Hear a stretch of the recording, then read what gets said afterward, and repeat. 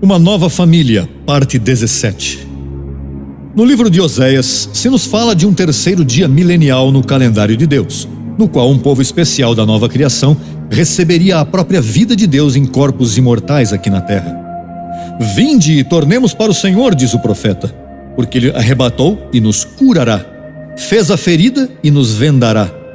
Aqui está falando do remanescente da descendência de Abraão, ou seja, a casa de Jacó, a qual foi arrebatada e ferida por um tempo, mas depois foi curada e vendada. Eles dizem: nos dará vida depois de 2 dias, e no terceiro dia, milenial, nos ressuscitará e viveremos diante dele. Oséias 6, 1 e 2. Toda vez que o ano 2013 nos posiciona profeticamente nesse terceiro dia milenial do qual Oséias nos fala, esta ressurreição anunciada no texto anterior se cumprirá hoje a qualquer momento, em seus 2 aspectos sugeridos na profecia. Primeiro, o levantamento dos mortos, dos que morreram no Senhor, do pó da terra. E segundo, a transformação dos primogênitos de Deus, que hoje formamos essa nova família do Deus vivo e que em breve reinaremos com Ele sobre toda a terra. O apóstolo Paulo, em suas revelações do Evangelho do Reino, nos diz: porque se cremos que Jesus morreu e ressuscitou, assim também Deus trará com Jesus aos que dormiram com Ele. Pelo que vos dizemos isto pela palavra do Senhor, que nós, os que vivemos, que teremos permanecido até a vinda do Senhor. Aqui Paulo está falando dos que hoje estamos vivendo e vendo os dias do Filho do Homem em sua última vinda à terra, não precederemos aos que dormiram, ou seja, aos mortos em Cristo.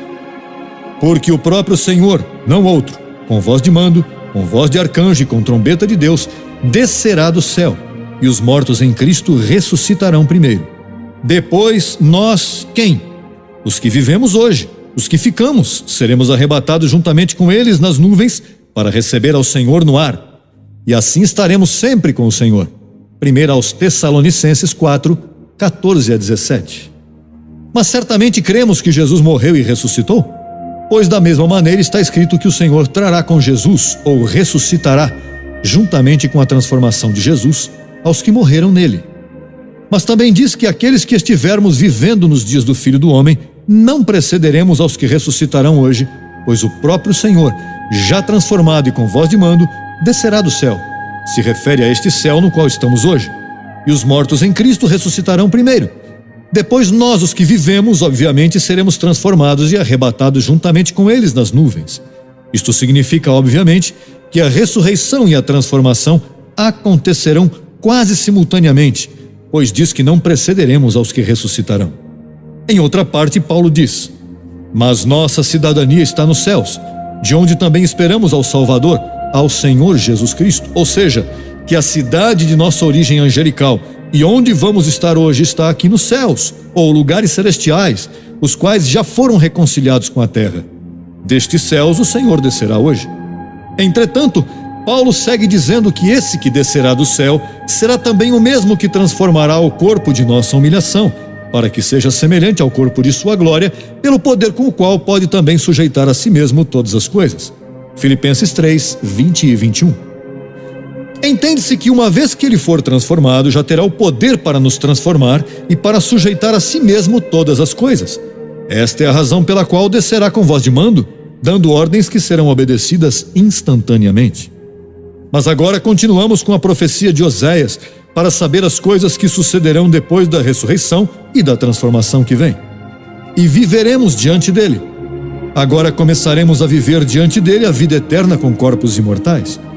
E esta nova vida em nós tornará possível o cumprimento das seguintes palavras de Oséias: e conheceremos e prosseguiremos em conhecer ao Senhor. Oséias 6, 3. Agora conheceremos ao Senhor Jesus Cristo em José Luís, em sua plena majestade e glória. Até hoje o conhecemos e o vimos em seu corpo de debilidade. O conhecemos e o vimos sendo menosprezado, criticado, tido por falso e humilhado. Mas muito em breve o conheceremos sendo agora reconhecido, temido, obedecido e desejado por todas as nações. Abba, Pai! Agora se dobrará diante dele todo joelho, e toda boca confessará que ele é o Senhor. Mas não somente conheceremos ao Senhor em sua glória celestial, senão que prosseguiremos em conhecê-lo. Entraremos para conhecê-lo em uma nova dimensão profunda e sublime. Agora, seguiremos conhecendo-o na profundidade, largura e altura de sua graça e de sua ciência que não tem limites. Mas o Senhor, ao trazer-nos hoje para participar de carne e sangue aqui na terra, nos arrebatou e nos curou, nos feriu e nos vendou, para depois dar-nos sua vida indestrutível e imortal. Era necessário que primeiro nos desse sua vida indestrutível e imortal, para que agora pudéssemos conhecê-lo na magnitude infinita de sua glória celestial. Era necessário que primeiro participássemos e conhecêssemos o mal em nossa vida terrenal, para que agora pudéssemos governar juntamente com ele sobre uma sociedade humana que ainda deve ser aperfeiçoada no discernimento do bem e do mal. Era necessário que, sendo originários do céu, vivêssemos agora as experiências da terra, para que levássemos em nossa bagagem do novo homem esse maravilhoso conhecimento bidimensional. A grande obra que nos toca cumprir no futuro reino de Deus requer que tenhamos ativado em nossas mentes todo o conselho de Deus e toda essa graça que nos foi dada em nossos espíritos antes dos tempos dos séculos. Agora, passemos a considerar as seguintes palavras de Paulo: seremos arrebatados juntamente com eles nas nuvens para receber ao Senhor no ar, e assim estaremos sempre com o Senhor. Papai nos dizia que depois que ele foi iniciado neste ministério como Jesus Cristo homem, ele ainda seguia praticando os rudimentos. Sem dúvida, da mesma maneira que aconteceu com Paulo, e na medida que a revelação progredia nele, da mesma maneira ele foi corrigindo coisas que antes havia dito e feito. Nós não pretendemos escapar a essa regra, porquanto ainda levamos em nós esta carne. Então, a seguinte consideração que nos permitimos fazer, pelo respeito que devemos a papai e a nossos leitores, é hipotética e pode estar dentro dessas coisas que se devem corrigir. Paulo, em algumas ocasiões, escrevia dizendo: digo eu, não o Senhor. Se o homem terrenal foi capaz, com o conhecimento de debaixo do céu que Deus lhe deu, de construir uma plataforma espacial para poder cumprir com seus estudos do espaço, quanto mais poderá Deus construir uma cidade no ar, ao redor da Terra, e assim como a Lua e todos os demais planetas têm um fundamento orbital, também esta cidade permaneceria estabilizada ali, para ser morada eterna da nova família de Deus nos dias infinitos do reino?